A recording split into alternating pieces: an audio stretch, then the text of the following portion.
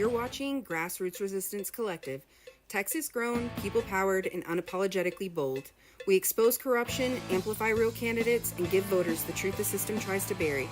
No spin, no sellouts, just resistance. Let's get to work. Good evening, everybody. It is Thursday, November 13th, and today we are joined with Darrel Evans. He's a progressive political organizer with the DFW Progressives. He's also a champion for men's mental health, and he's the author of an upcoming book entitled Running in the Red, A Guide to Working Class Texans.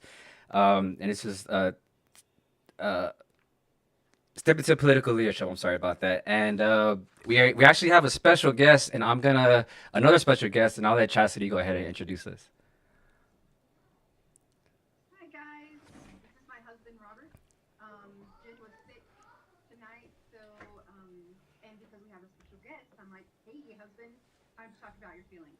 So I'm super glad that he came to join me tonight. This is awesome. I'm pretty excited about this. Well, Daryl, let's get into it. You've dedicated your work to empowering everyday Texans to run for office and addressing men's mental health. What first pulls you into this space?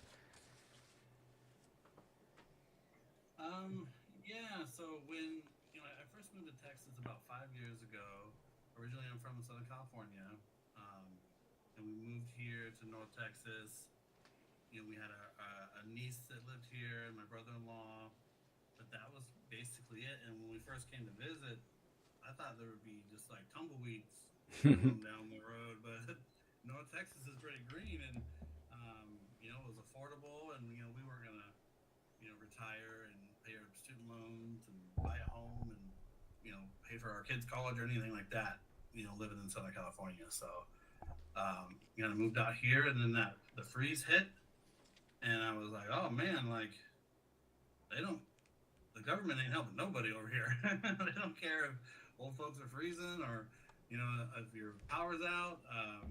And and I knew that from when I was working with the mayor of Princeton at this warming center, and she's a Republican woman, and I'd asked her, I was like, "Hey, y'all kind of seem to be doing this by yourself here in the city," and she's like, "Yeah, no one will return my call," and I was like, like Candy Noble or county commissioners or maybe eventually they did reach out to her, but not while we were trying to keep the city folks warm. Um, and I just remember thinking like, well, if a Republican woman's not going to help a Republican woman, then I don't see, and I say Republican because that's all the elected people out here in North Texas. There's Yeah, not anyone else, so they are responsible because they're in charge. right, And right. so they're, I was like, wow, if they don't care about each other, they don't sure shit don't care about me or my family. So, I leaned in the community, tried to find my people. Ran for city council, started to get like, how can I, be that person that's dependable? Because if I was on Lowry Crossing City Council, I'd have reached out to Princeton and seen, because we had power here in this little town. So I just was like, community is kind of where we need to start leaning into. And what other community, honestly, can I find is like straight white male? I'm an ally to a lot of folks, but as far as me and my community, folks that look like me, I go to Walmart and like there's like 10 of me there. And Yeah, I'm like, hey, cousin, hey, brother, but like, but there's no community. yeah, And so I think that if other men knew, like, hey, I got, it's not like I'm crying every day, but if I got, I've got a problem or I got issues, the only people that might understand is a guy who's, me and my wife been together for 20 years, so like half my life I've been with the same person. Who do I go to? I go to my mom, but she's how does she understand? Yeah. I talk to my 7-year old. He's a kid. Want me to beat that to him? That pressure. So reaching out to our other men, are at least like giving a safe space. Is kind of some of the work that I want to do. So You mentioned the word safe space. There's kind of a stigma around that. What would you say to people who when they hear those type of words, they think of like, it's emasculating or weak on a man to have those those type of feelings or emotions. Well, I mean, if we're being honest, like I'm not, I'm not in danger. Like I'm physically, you know what I mean? I'm just feeling either I'm feeling depressed or I'm feeling upset or I'm so quick to anger. There comes a time in your life where like I'm 41. I'm tired of being mad. Tired of being like just kind of just angry about things. Hmm. And I got a little boy that wants to spill a, not wants to, but he spills a drink or he, you know, maybe he talks back or he there's this little things where like it's just I was finding myself I'm just too quick to being mad and it's out it out it's it out it's an outsized anger for a situation that doesn't call for it and I found myself getting that in that place and so I guess if you say safe place like is it safe for other people I don't know you know dad's all angry all the time but when I mean safe, it just means like it's okay. Like I can say that I have other emotions besides being mad. Hmm. Yeah. So Yeah. So let's talk about this crossover of mental health between like men's mental health and then like working class political empowerment. How did you notice that connection initially? yeah, I mean, because if you think about it, like the only emotion that men are allowed to really express is anger. So a lot of things look like anger to me or look like anger to my or to others and when they see me and again I'm just being honest. It's not like I walk around pissed off all the time. It's just Right. and I'm taking like some parenting classes and different things to kind of educate myself about like maybe the brain development of my child. Like a 4 year, he's 7 now, but a 3 year old doesn't get certain concepts that a 5 or 6 or 7. So if you're holding them to a standard that is above their mental capacity, that's not fair. Right. And a little bit of education can kind of help, you know, with that. I see people like I've seen people from afar. I wasn't close, but like spank like a almost an infant. Like Mm. that's not doing nothing, bro. That's just that's uh that's something else. So if they don't, you know, understand the consequence, then that's not a thing. So Yeah. to get back to like that intersectionality of running for office, some of this comes from like helplessness because you do feel like I can't tell my wife about this because then I'm you know I'm gonna be a toxic masculine whatever I'm gonna I can't you know like have an opinion over here because so action really does help with despair. So when you're feeling like I got nowhere to go, I got nothing, you know, I got, you know, I guess you could go work out, but you know, action in your community, running for something, doing something, helping on a campaign, helping with an organization, that you know, getting moving. I mean, most people will tell you exercise and getting out of bed, getting a routine. That's how folks do deal with depression. But same thing is like I'm not gonna sit around and wait for someone to come save us. I'm a man. I'm gonna go figure this out, and I'm gonna use some action to like help myself and help my friends. So Where I where do you think that comes from? Where you know, like some men feel that they have to, I guess, like protect not only protect their own emotions, but protect other emotions. You had said something, you know, like you don't want to come off as toxic, with with your issues. Where do you think that comes from? You know, where men feel that they have to just hold on to these, to this anger or depression or whatever type of mental situation it is. I honestly I don't think that our society and I can't speak for other countries. I'm sure it's different or worse or better or whatever. But as far as in America, I feel these people don't want to hear any other emotion from a man but compliance or anger. And so if I'm quiet or angry, that's like what's the expected outcome. And so if you're operating outside that, and women have the same thing, they're supposed to be quiet too, and they're supposed to be, you know, submissive, and all these other things that society, you know, that just kind of puts people in boxes. And you know, some days I'm in a certain space, some days I'm in a different space. So um, I think that society really does only have so much patience for us. And Yeah, so when we step inside that, they don't want to hear that. They don't want to hear about my problems. Yeah, that's Yeah, I got yeah, them. for sure. I want to hear about the problem. So so you're talking about that space, right? But there's like no like real space or like a place to balance being weak or being toxic. Because like you said, there's a lot of times where you don't want to come off as that toxic man, that aggressive person. But at the same time, when you're in certain conversations, you kind of have to draw yourself back, make yourself little, so it's like there is no in between. You're either outspoken, cutting people off, and then perceived as toxic, or you're just in the back and weak and not saying anything. So there's like Yeah. there's not a whole lot of safe space or room to work with. I mean, in my opinion, as far as men go. I mean, I think that's why we got to make it. So we're making the space by saying, hey, you may not, it may be uncomfortable for you, person. If it's not my wife specifically, but if there's women who don't want to see men as being vulnerable, Mhm. there may be other men that don't want to see that. But I think as you look, if you watch some of these older dudes that are like in their 50s and 60s, and they start to like get that more softer, like grandpa, like seeing the world, Mhm. those men, those are the ones that can kind of help us create that space. Yeah, for sure. Because you'll see some of these old timers that are like, no, man, like I did 2 tours in Iraq and I did this and that, and yeah, I was sitting in my car and I just started crying, and I don't know why, and I don't know whatever. I just was thinking about my buddy, losing whatever his life Mhm. or whatever, and I lost it, and it's okay. Like, Yeah. who cares? Like, someone died, your buddy died.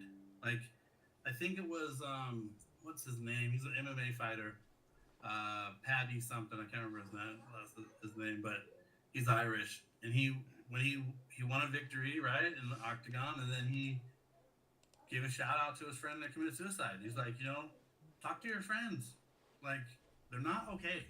Some of these men are not okay. And you see them in the road rage, and you see them on Tinder, and you see them at the store, you see them everywhere. Them dudes are not okay. Um, and they don't want to hug from me. I'm good. I don't want to hug either. But someone got to hug this dude, or someone should. And maybe it's like veteran buddies. I don't know, but Yeah. there's got to be a space, and we have to create that for ourselves. So I would ask that maybe the older generation is like, hey, we made a lot of mistakes when we were younger, and Yeah, we for were real sure. hard, and we were real, you know, we always tried to bring that sternness and that, and a softer me a little earlier might have like got a different result. Cause you see these grandpas calm down, and like the ones that were like super like militant, ex-militant. Like my dad was in the Marines. Like, older dad is way chiller, but That's a lot. your kids Yes, are always like, you were never nice to us when we were kids, but you were yeah, nice to your kids. and then grandpa's all nice and shit. I'm like, where's this coming from, dude? I wasn't allowed to do nothing. But yeah, Yeah, Yeah, for that's sure. yeah, that's interesting you said that. I'm a Marine myself, so I can definitely relate to that.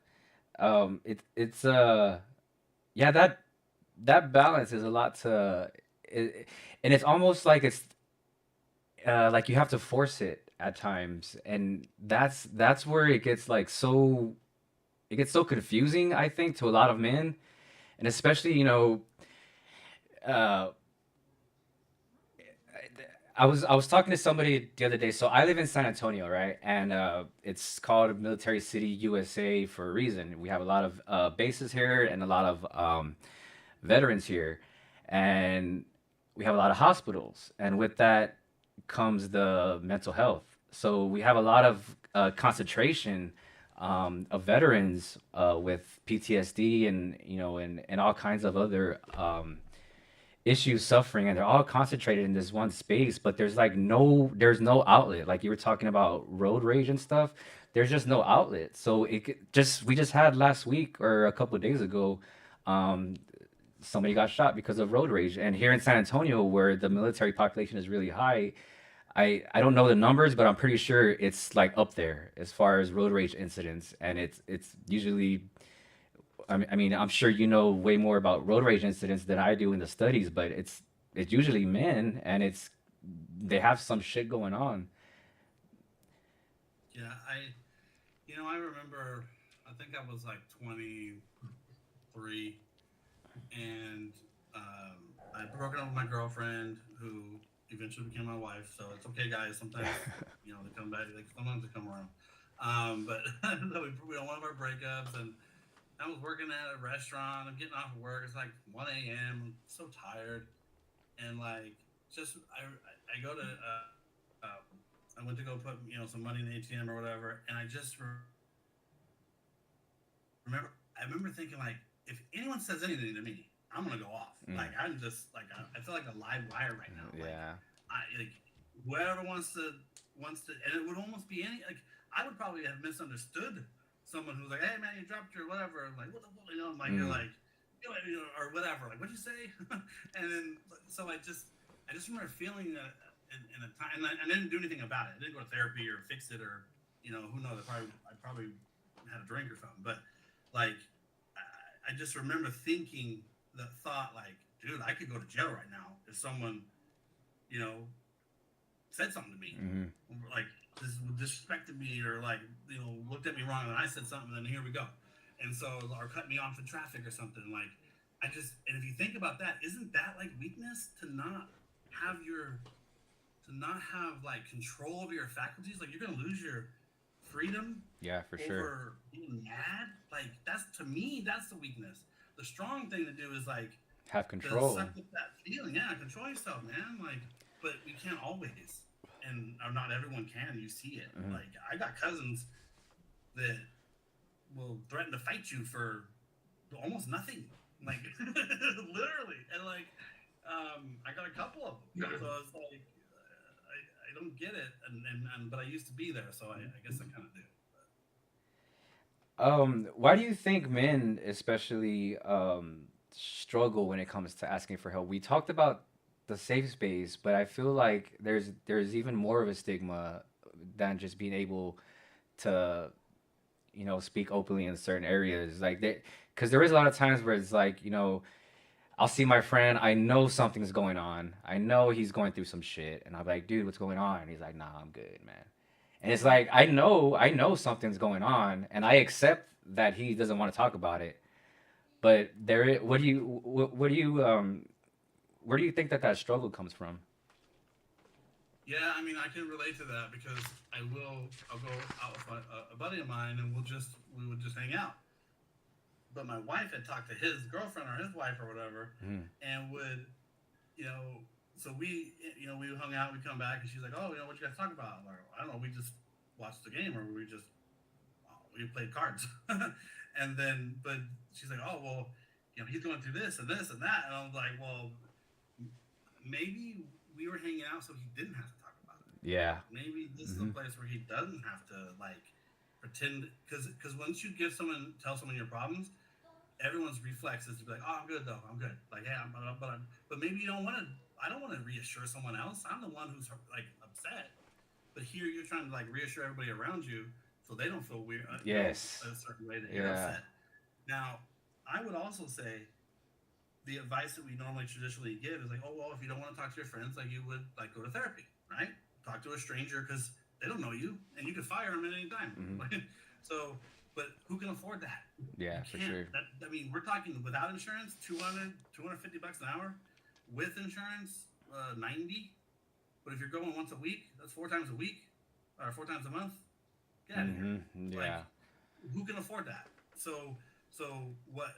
Half of my problems are money. Why am I going to go get broker to solve my problem? Yeah. Talk about how broke I am? No, I'm okay. So like, so you know what I mean? Like, there's these barriers. Yeah, so, for sure. And again, what am I going to choose? Like, my kid doesn't get to play, doesn't get to be in Cub Scouts because I spent all the money on talking about my problems. So, you know what I mean? Like, there's real barriers to some of this stuff. Because I like the idea of talking to a total stranger. For sure. And as soon as I get a sense, like, this person, dude, I put one to sleep one time. Like, I fired that guy quick. So me and my wife, and again, I'll be vulnerable, like, talk about some of this stuff because I don't care. People can think what they want about me. And again, I think that's manly. You want to think I'm weak? why you think about me? so, but like, so my thing is like, shit, I just lost my train of thought. But I think the Yeah, point was made. yeah, But we were talking about barriers. yeah, In your book, Running in the Red is a guide to help people overcome those barriers. What inspired you to write that? And what do you hope candidates will gain from that? yeah. So the book it doesn't touch on mental health very much at all, unless it's talking about like messaging, because the book is a guide for like working class folks to run for office. Because I'll tell you what, like if we had regular people that actually, if we had someone who had a plumbing business that was going to run for city council, Mm-hmm. and I think that they're probably going to protect my money a little bit more than someone who has never had to worry about money, or someone who has never had to, has never pumped gas. Like we've got presidents. This, I think, I mean, except for maybe there's a couple, but a lot of the presidents lately, I don't think they've ever pumped gas, changed a diaper, went to the grocery For store. They can talk sure. about the price of eggs, but I'm like, bro, you ain't never bought it For before. sure. When's the last time You you've been know at what a I mean? grocery store? Like, yeah, well, you own the grocery store. So, So like Bezos, like you own Whole Foods, bro. You what ain't shopping. what's your overall message without giving away too much of the book? What's your I guess as far as getting people to get motivated to get on the ballot, what kind of advice would you give to them? I would say you can do it. Like people people think they can't run for office because they aren't a lawyer, or they're not retired, or they're not like wildly successful in business, like if you're not rich. But you know a nurse, a secretary, a teacher, there's places for everybody. I mean, obviously if you've got a full-time job, you're working 9 to 5, and that's your thing, and you want to keep doing that, switching and being a congressman is not really a thing. That you be a professional politician now. That's what Mm-hmm. you'd be doing. But city council, county commission. Well, county commissioner is a full time job, but like there's different zoning commission, or the child advocacy center has a whole committee that they're on a committee talking about how are we going to protect kids in Collin County.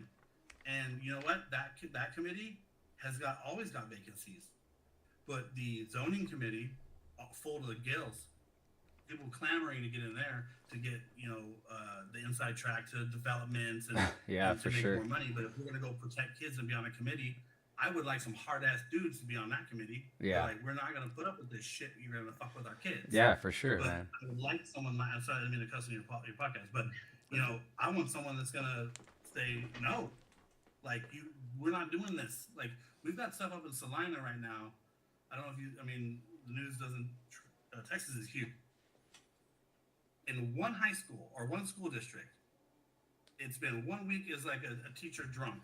Oh The next week, man. a teacher is drunk. Before that, there was a teacher recording all the boys in the locker room. Then they moved him to the junior high. But his dad was the principal or the athletic director at that junior high, and they put it under the rug. And this is like in like 2 months, and there's like two other things. So I'm like, what are we doing?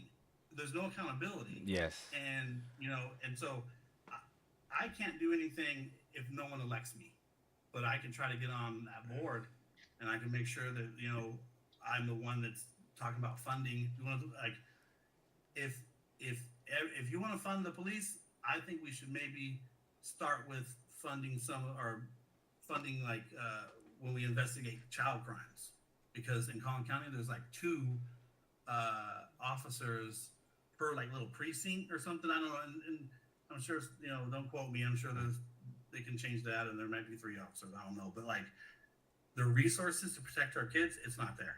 And again, these are Republicans running these institutions, so I don't have anyone else to blame but them. So if there was, if we were in California, we're in Massachusetts, then I'd be blaming Democrats for not protecting our kids. I wouldn't give a shit what's next to the name R or D when my kids are not being, when things aren't happening that need to happen. So like, I am very, and that comes with men's mental health too. Like, what are we gonna do? Traumatize these little boys? You're expecting a little boy to get that someone's gonna f with, and brutalized gonna grow up and be what? Just normal? Hmm. Like, so these are the things that like. So when I talk about men's mental health, it's not just about grown men. It's like because teen boys are killing themselves too. Yeah. We kill ourselves at 3 times the rate or whatever it is. So there's or whatever it is in Texas. It's a problem. Yeah. Um, and so and these children, they grow up to be men, and some of them grow up big, yeah, and with it's big feelings. yeah, then you got this big, like, what are you gonna do with all these feelings now? Like, there needs to be some kind of a shift in the attitude in the way, men's mental health. Because I'll go ahead and put this out there too. I started therapy a couple years ago, or about a year ago, and just those first couple of sessions are like, at least for me, it was I didn't want to let anything go, or I didn't want to open up at all. And it's just like I'm already in there, pissed off. Like, why do I gotta be there? Like, it's hard to just like kind of soften up and open up, um, for a lot of men. But I know for a fact, once that stigma, once you get past that barrier, that mental barrier, it gets easier, and then you're able to start the work. Because I think a lot of times too, people think that it's quick, that you know, that a man could just one day and be like, "Oh yeah, I've been fucked up my whole life. Now let me fix it. Boom, done." Like, it is not that easy at all. Um, and it kind of seems like how you were saying earlier. It's just like you guys just got to pick it up, cry in their car real quick, and just keep going. You know? Yeah, that works too sometimes. Yeah, yeah. I think Oh no. I was watching. There's this show. I don't know the name of it, but it's like a show about therapists, and it's Harrison Ford's in it, and like some other folks, like comedians that we would all know. And so one of his thing is like he like just listens to like sad music for like 10 minutes or 15 minutes, like a week or whatever it is, and he like tries to make himself cry or scream or whatever. And then he like goes about his day like it's nothing. But it's funny to watch if you're like watching someone in the car like Yeah. screaming, crying and shit, and they just kind of Yeah. and then they drive Yeah. away. I might wait a little bit. I don't want to be around that guy if he's driving, but like, so it's you got to do what you got to do.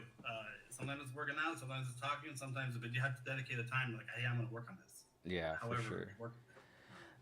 Um, as far as therapy, we were talking about therapy, and I think you've talked about Medicare for all. Would stuff like that kind of cover, you know, mental health treatment and therapy and stuff like that, or is there any kind of policy issues that are out there or that are being proposed or anything like that?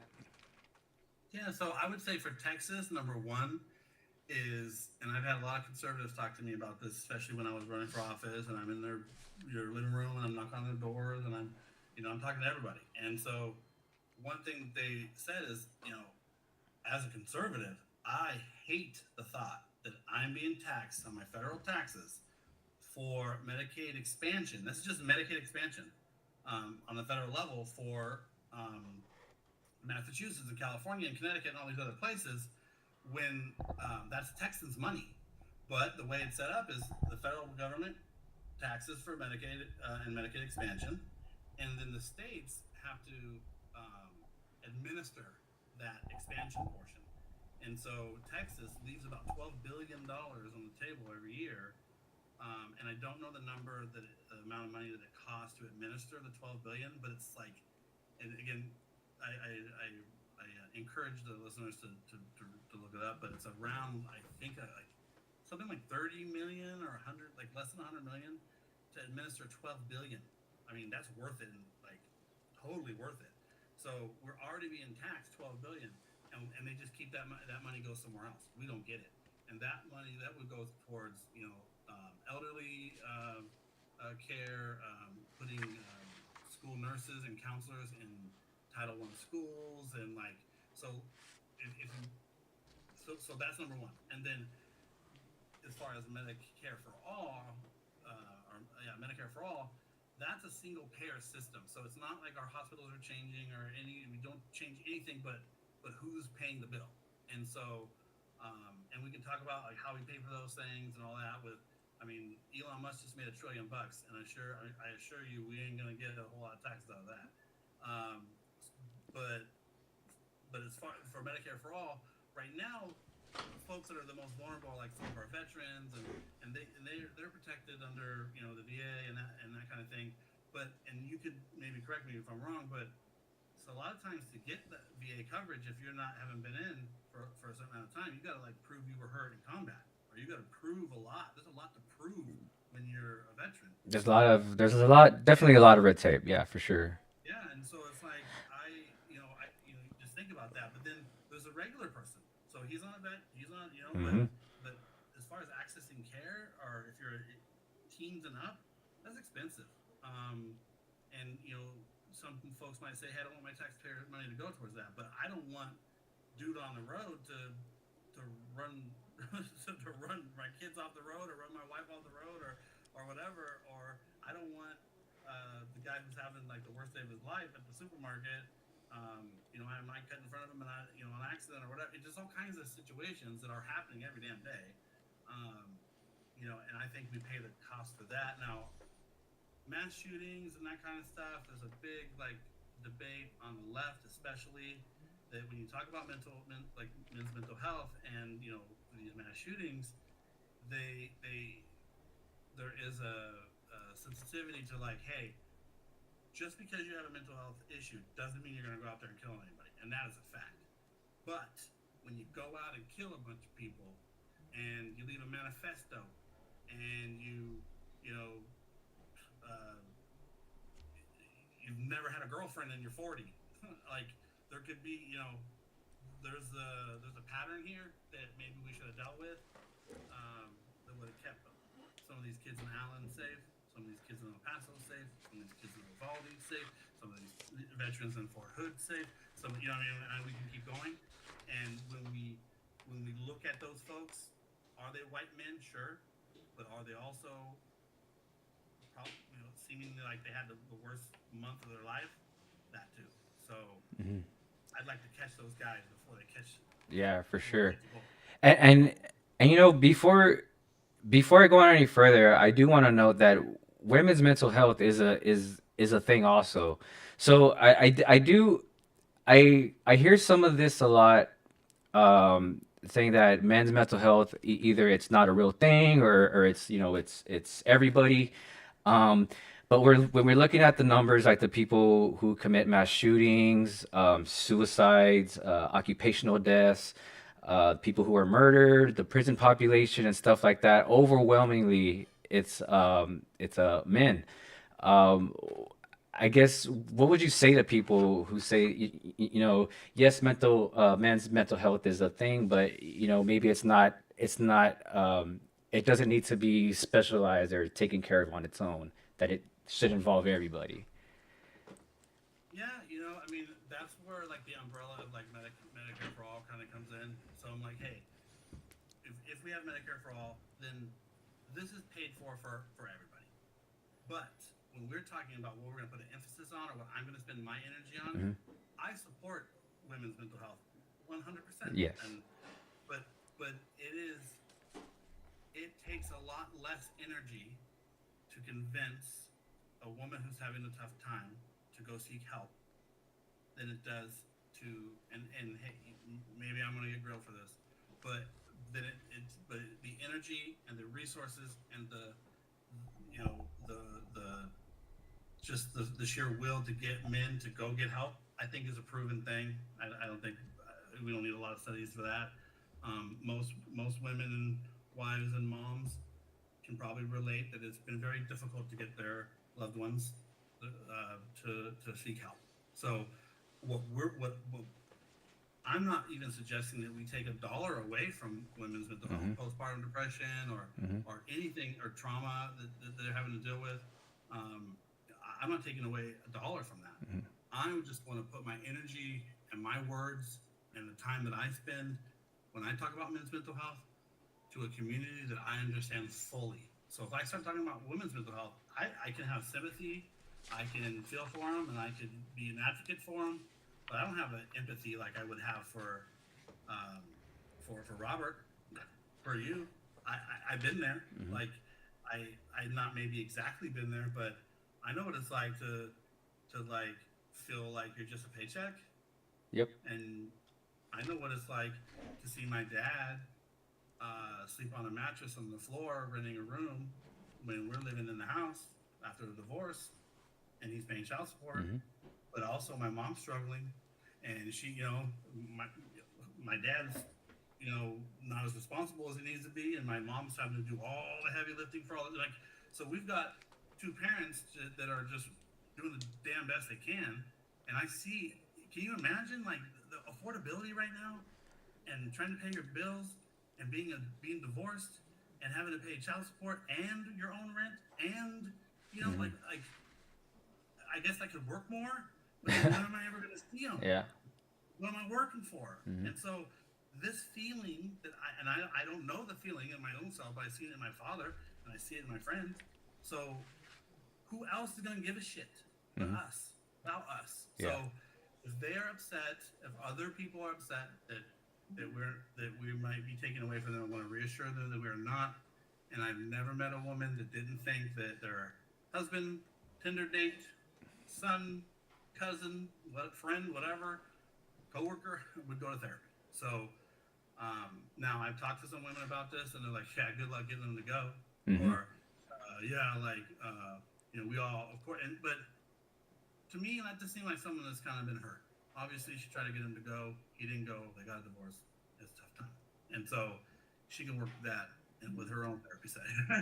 So I'm gonna, you know what I mean? So I'm gonna step in here for a second. And, hey, now it's been a long day, so I'm going to articulate this as best I can. Um, I feel like there's a difference in generations.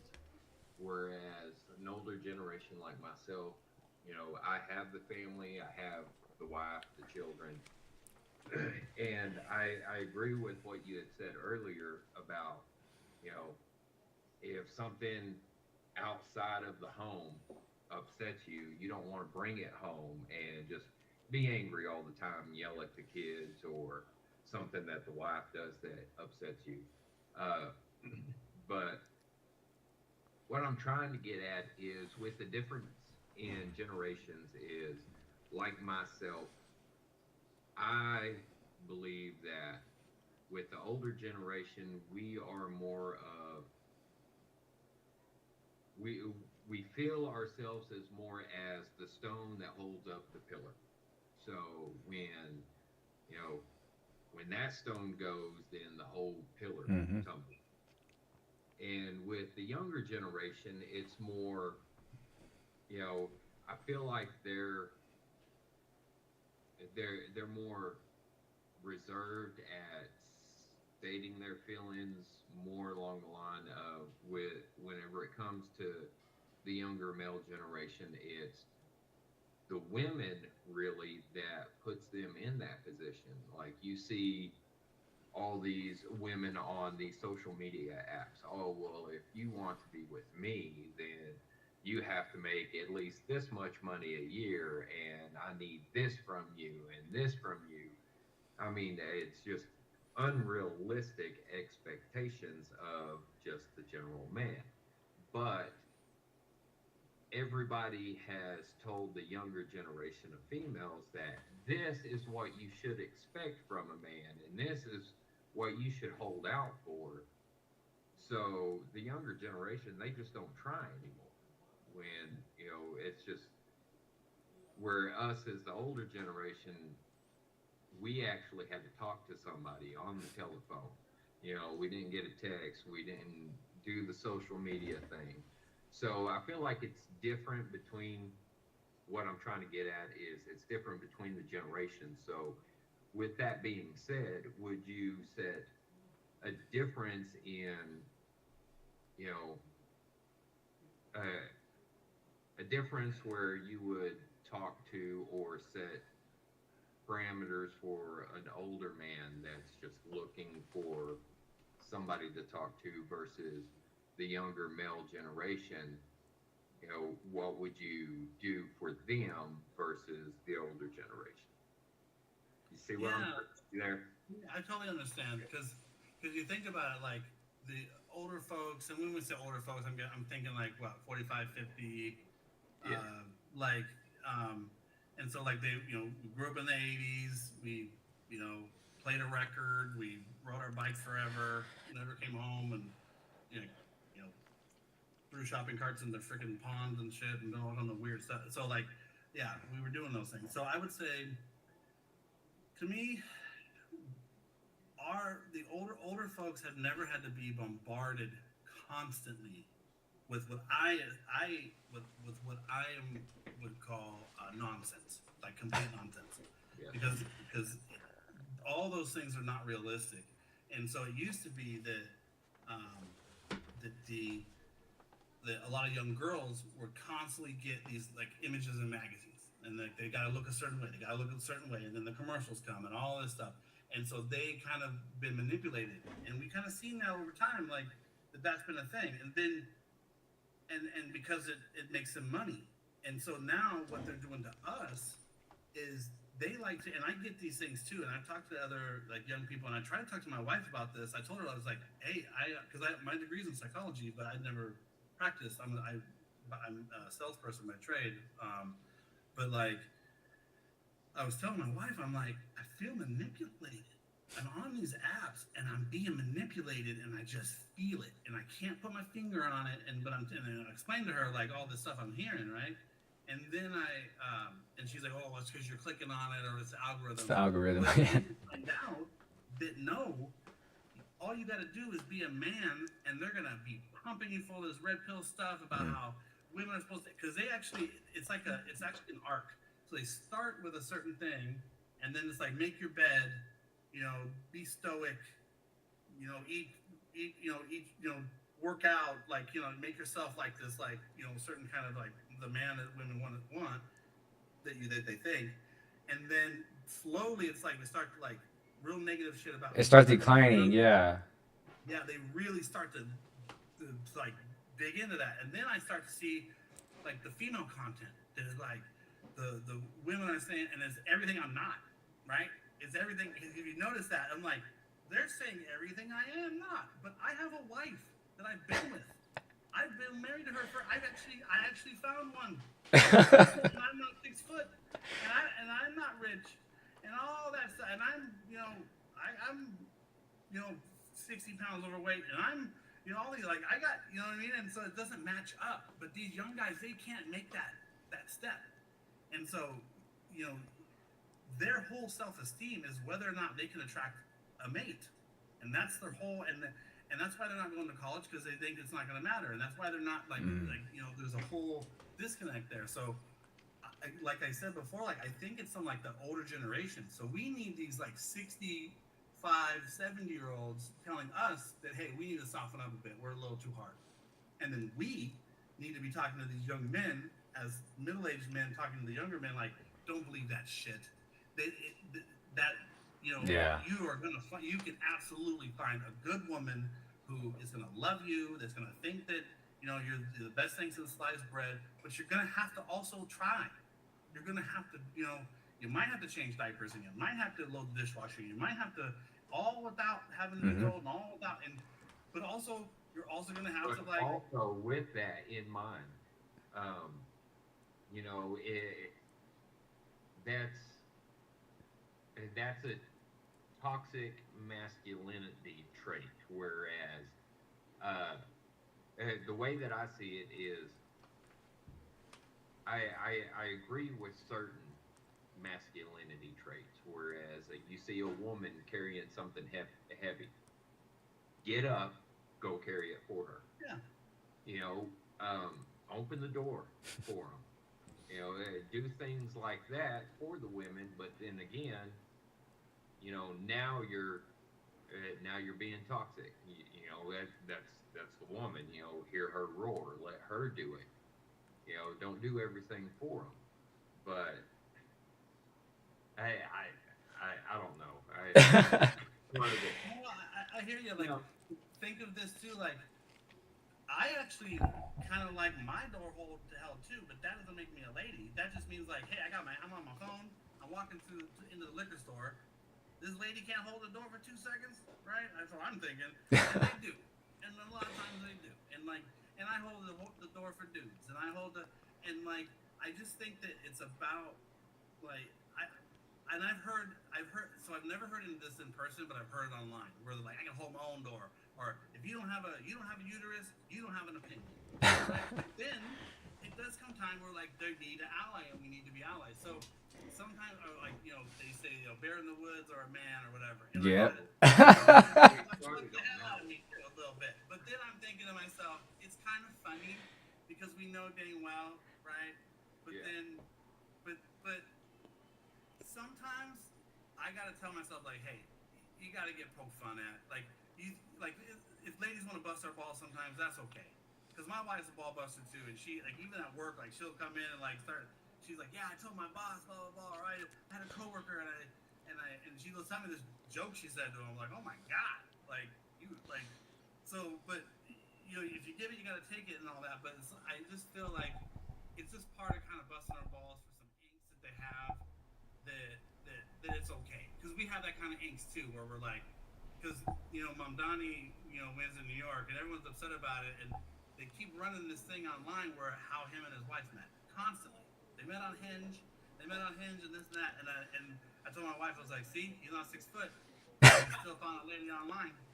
So, but that's what I want to tell some of these people, like young men, like you don't have to be perfect, you just have to actually be a decent human being that sees that sees the world for the way it is and all this and I just maybe we need to be like as a middle aged man we got to be better role models to these young dudes to tell them that that's bullshit because plenty of us ain't 6 foot, plenty of us don't make 6 figures, and plenty of us don't have the other sixes that you need you know what I mean? And so it's like there is a time where being trying your best and working hard and caring about your family and being a good son and being a good brother and all those things, those are attractive things to women. They are. And honestly, women like men that are good at things. And again, we're talking in like cis, heteronormative like lingo, but like women that like men that are good at things. Yeah. And men like to be good at things. Like, I want to be good at shit. I spend a lot of time trying to be good at stuff. And you know what I mean? Like, and I think that we've lost the opportunity to show women, like, what we can do. Because everything's online. Like, well, how can I demonstrate myself? Like, and I know I didn't have this problem. Because, like, we played sports and we did all the things. We lived in the 80s and the 90s. So, but where are we creating spaces like, and I think I heard this online, like, there's no places for women to fall in love anymore. Like, where are these women supposed to fall in love? Because you're not going to fall in love on Tinder. Yeah. And you ain't going to fall in love spending, like, $160 for dinner at some of these places. It's affordable. So it goes, like, today, if I was 20, I couldn't afford to take, or 25, I couldn't afford to take a girl out. I can barely afford to take myself out. So, if I was making, I made $12 an hour when I was 25. $12 an hour we'll just fast forward it to $18 an hour. $18 an hour, I'm not taking nobody anywhere. HEB barbecue, I don't know. Like, You were talking about I think I've heard Jordan Peterson is one of those guys that was talking about making your bed.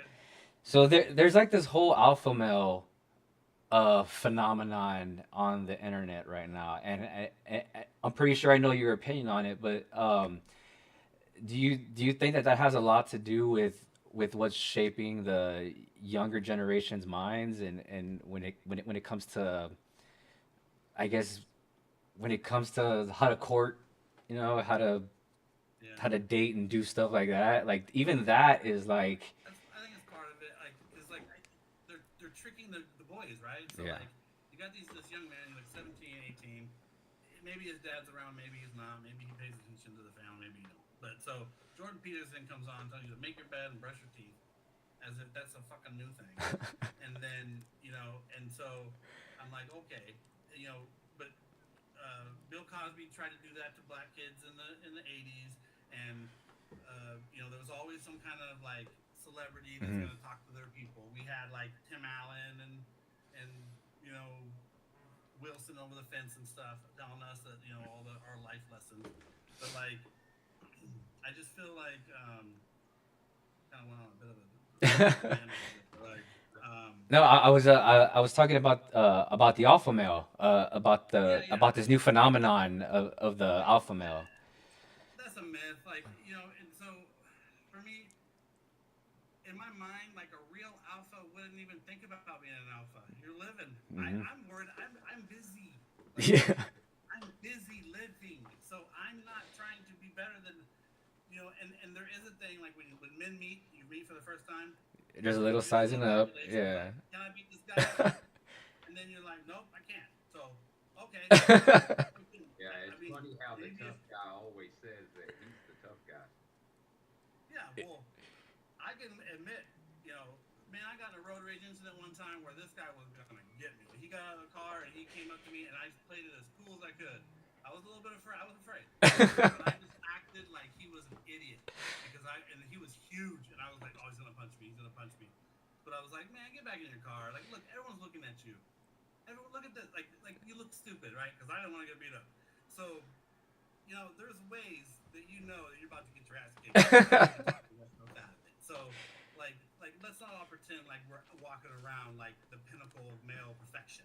You know what I mean? Like, we all, So, again, I would just, it's up to the middle aged guys to kind of tell like, hey, young kid, like, there's being an alpha is, and then there's like the sigmas, right, who are supposed to be like the I don't know, not the stoic, don't care about nothing.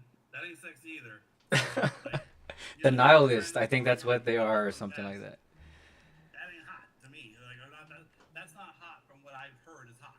So a secure person that's good at stuff, that's what we should be. Everyone can make their bed, Jordan Peterson. I don't make my bed. Deal with it. But I still have a family and a house and a car and so I would just say like um, I would tell them like spend less time worried about like being perfect and be the best version you can. Be active, be good at shit. So men need to find a place where they can be good at stuff. And sometimes it's in their career and they make money with it. Hmm. And sometimes it's in art, and sometimes it's in singing or like women love a singer. That ain't super masculine, right? Like you wouldn't categorize that as traditionally masculine. Even men love Singers are singers. cleaning up, Yeah. fellas. Dancers are cleaning up. So masculine or not, right? Yeah, for sure, man. For Call me sure. a ballerina, right? I mean, whatever. If it was working in high school, I probably would have done it. Like, but so like I don't. I think there's just so much like fluff online. I sound so old. What I'm about to say is like get offline and get in the real world. Talk like as a kid, and I say this when because I train people who like run for office and stuff for the party, and I tell people when you're a kid, don't talk to strangers. That's a good rule. But when you're an adult, if you don't talk to strangers, you're never gonna find a wife. You're never gonna find a job. You're never gonna have friends. You won't get lucky in life about things. Like I've gotten so lucky by talking to a stranger. Like that's a story for another day. But like you you I got a job one time from like should I talk to this old guy? Fine. Boom. I ended up changing my whole damn life. So like you gotta tell these kids to get out, talk to people, play pickleball. I don't know what these kids are doing. It- Um, uh, I got two more questions for you. So, if what is one small step someone could take today to get involved or to support mental health in their community? well, you can try to help your own self. You gotta put on your mask before you can put on your partner, whatever the airline thing is. Like, put on your own mask before you assist others. And then, because again, that's the same thing. Like, how good of a dad can I be? Like, just try to be a better dad. Just try to be a better son. Um, like the better version, maybe be a little bit nicer to yourself. I'm mean to myself. I'll tell you, I'm being vulnerable again. Like, if I talk to you guys like I talk to myself, you'd probably punch me in the throat. Like, you wouldn't put up with it. And so, maybe be a little nicer to yourselves. I mean, because God knows, like, the world ain't nice to us. So Yeah. maybe just be a little nicer to our own selves. That's what I would say. And I think if, you know, I don't know, I just don't want to be mad at my kid, if I don't need to be Yeah, for tired of it. sure. Yeah, Like, for sure. and the listener is going to be like, oh my God, this guy's a fucking lunatic. But no, I took a parenting class. I took classes to help me think through, like, is this going to damage my relationship with this little boy right now forever? Because I remember, getting backhanded for nothing. Hmm. Like, what the heck? I just asked a question, and so I'm not going to do that. So and I want to put myself in a place where I won't do that. So whatever the motivation is to be a better you, like, and sometimes you got to talk to somebody, and sometimes you need to go for a run, and sometimes you just do something. Women are doing self help all the time, or what is that called? Like, self care. Yeah. You can do it too, right? So I don't want to get my nails done, but I want to, like, I want to not, like, bite them. I don't. You know what I mean? I want to not, like, have this angst. So whatever it is. All right, so so just last question, we do a thing on the show where we get a question from the previous guest. Um, so his question was, if you could only keep one of these items, what would it be? Would it be tacos or toilet paper? Okay, I'm going to ruin my political career right now. Okay, I'm going to ruin my political career, not just in Texas. So here it goes. So I'm of the opinion that you can wipe your ass with almost anything. Yeah. Taco's a taco. Hell Right? yeah. Any other thing is it's a burrito or a taquito or something else. So Food first, you gotta stay I'm alive. gonna go with not. I'll just go without toilet paper, but I'm not gonna not wipe. I'm gonna find something. Days are getting pretty cheap these days. Right? Oh, would you like to leave a question for for our next guest? Gosh, right? Let's think about this.